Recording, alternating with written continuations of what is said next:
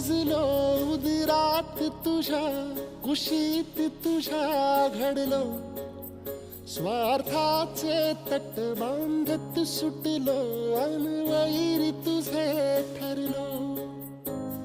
चालवुनी वैराचे नांगर नासवली माती, छिन्न तुझ्या देहाची ही चाळण उरली आता हाती.